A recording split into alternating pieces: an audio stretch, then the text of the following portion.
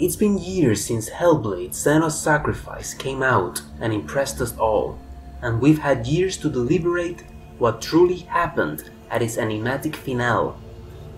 It's all in her mind, we say, and breathe easier. But what if I were to tell you it actually happened, for real? Stick around and I'll show you everything, as I reflect and theorize over Hellblade's finale.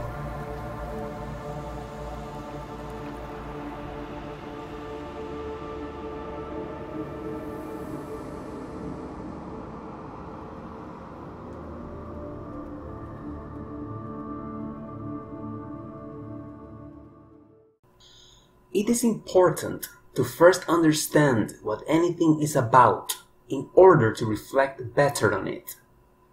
Hellblade was created by Tamín Antoniades. He based the character of Senua on historical characters like Boudica and on a Celtic goddess discovered in 2002. At first, historians thought her name was Senua, a name Tamín liked, and even after it was later deciphered that the goddess' name was not Senua, but Senuna, he still kept the name Senua for his character. Originally, Hellblade was intended as a sort of hero's journey, although soon Tamín decided that what would make this story different from others was that the main character suffered from psychosis. Consulting with experts and patients alike, the developers at Ninja Theory soon realized the potential they had in representing psychosis through a video game, due to its interactive quality, thus creating a level of immersion way deeper than any a movie or book could attempt. Psychosis then became the focus of the design, creating a product that both experts and victims of mental illness agreed was the most accurate representation of psychosis in any video game. Further details can be found in the game's documentary, as well as on many other videos and articles, so I will get on to explain my own point of view, which is the purpose of this video. When I first discovered Hellblade, and when I first started playing the game, I thought to myself, does this game need fantasy elements? Throughout the game, I was convinced that the fantasy elements were mainly the interpretations within Senua's mind, a mind existing within the ignorance of the 8th century and filled with stories of gods and demons told by the lore masters of the tribe. However, closer to the ending, I was more and more convinced that there actually were supernatural elements in this story aside from the psychological ones.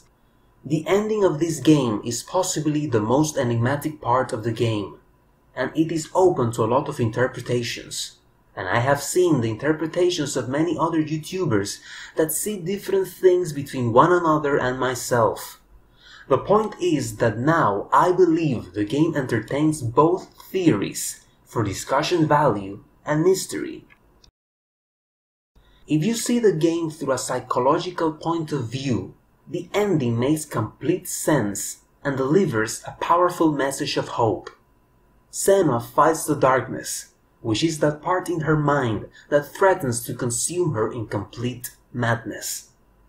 That part is represented by the rot in her arm that grows the more she dies within the game and each time she defeats a boss.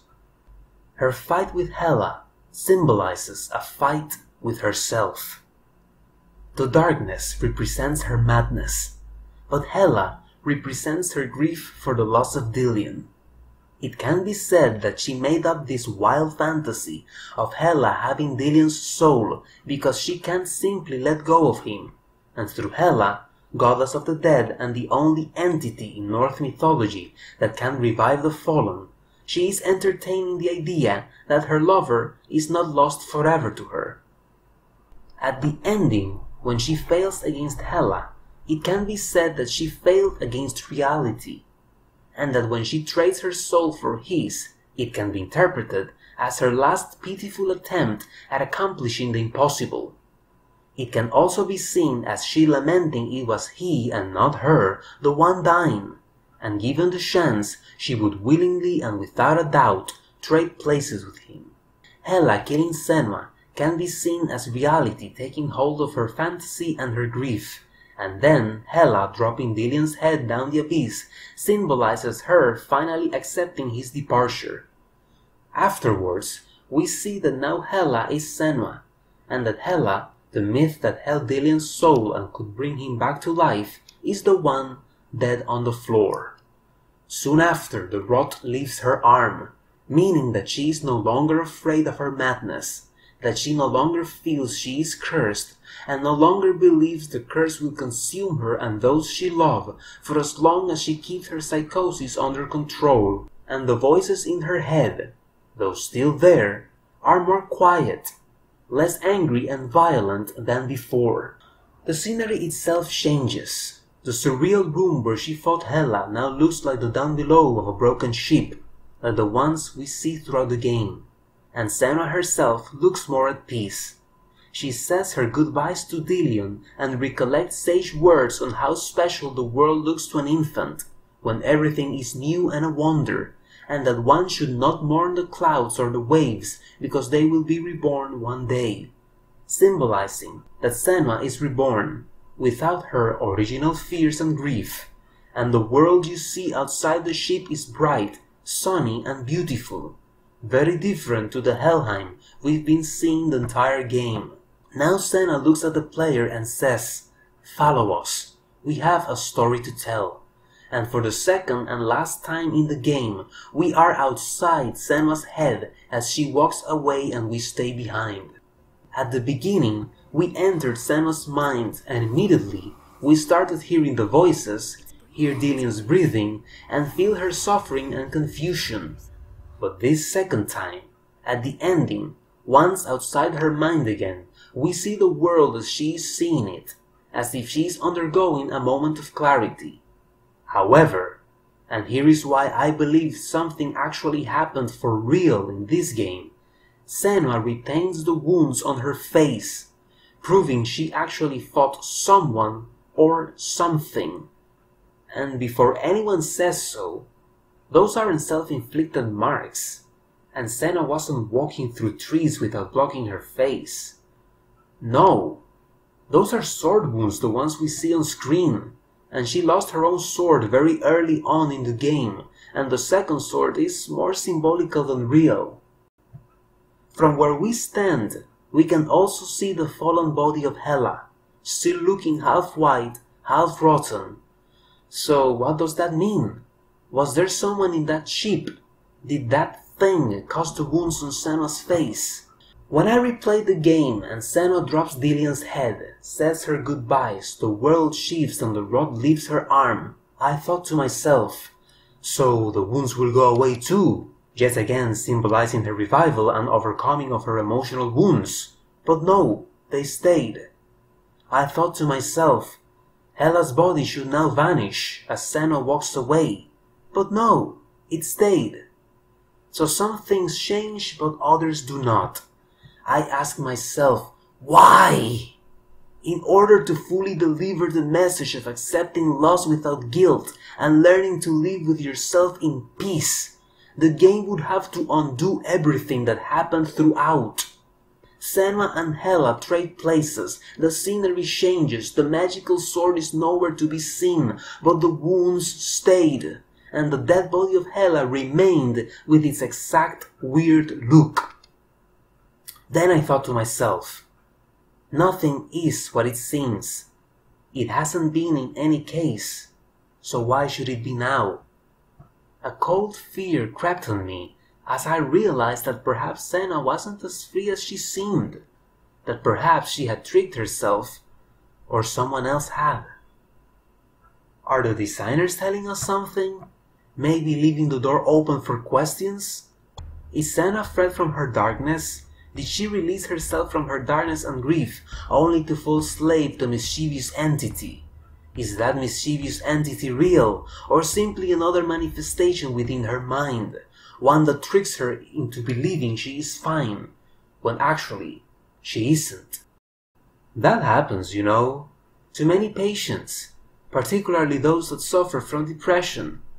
Seeing her walk straight into shadows and away from her moment of clarity is not an encouraging thing either, and one that wasn't a coincidence. What exactly does all of this mean? And did her sacrifice truly signify something is uncertain. At that moment, the narrator says that she does not know any more of the story, and she asks the player to follow Senua, because this new story is for the player to witness. The nature of that story, however, whether psychological or Ragnarok itself, is also left uncertain. The morals of this story are several, and are very important ones. Stories like this are highly subjective, so each person can receive and learn something different through the experience. Personally, I believe that the main purpose of this game is to demonstrate that people with mental illness can overcome their pain with the right set of mind and with a little help and a little hope. The society and how it mistreats these afflicted people is also a very important topic. The darkness that threatened to consume Senua was mainly created by the tragedy of seeing her mother burn alive when she was 5, her father's abuse and imprisonment, and the disregard of the rest of society, who did not consider her opinions and afterward blamed her when something bad happened, hunting her down with torches and all. That's where Dillion stands in. He is the only character from normal society that treats Senua kindly, seeing her simply as different and misunderstood. Dillion is the only one that could make the gloom in her mind go away for a time, and he is the person that inspires Senua's growth through most of her story, including the acceptance of his loss. Senua's courage, loyalty, and perseverance are also a highlight when it comes to morals. This character is a great example of true courage, feeling the fear and the pressure, but doing things nevertheless without ever giving up. There is much to learn from this story, whether you are psychotic or not. Hellblade: Senua's Sacrifice is one of the most unique experiences I have ever had in any form of fiction. It is one of those things that shake you to the core. However, Hellblade's impact is one that, for as dark and gritty as it can get, I never felt downwards, only upwards. Senua's story inspired me greatly, and it teaches you to be kinder to people and appreciate those you love more while they are still around. Most of these lessons I already knew, but this game reinforced my views and resolutions to further heights. This game also inspired me to write again. It inspired me to create this channel and to begin this new journey in life. So, to all those at Ninja Theory, thank you. Mental illness has always been a part of my upbringing, since both my father and mother worked and treated sufferers of mental conditions. Through them I learned to respect the topic, and I applaud Ninja Theory for creating this masterpiece and tackling all topics with such finesse and respect. To all those of you out there that suffered of psychosis or any sort of mental illness, I will tell you this: never give up. You are not alone, and you are all heroes. It's been a long time since I felt this excited about anything. I will be making more content regarding Hellblade 1, so please make sure to subscribe and hit that bell in order not to miss any future videos. Also, if you like this particular video, please leave a like and comments down below. Tell me what you think regarding my theories over the game's finale, and whether or not you have your own ideas. I promise I will be reading your thoughts as you've listened to mine. When the time comes, I will certainly dwell on Hellblade 2. Hope my computer can run the program, but if everything goes well, I'll be reflecting on the next chapter of Senua's saga as well. Hope you join me, but until then, stay safe.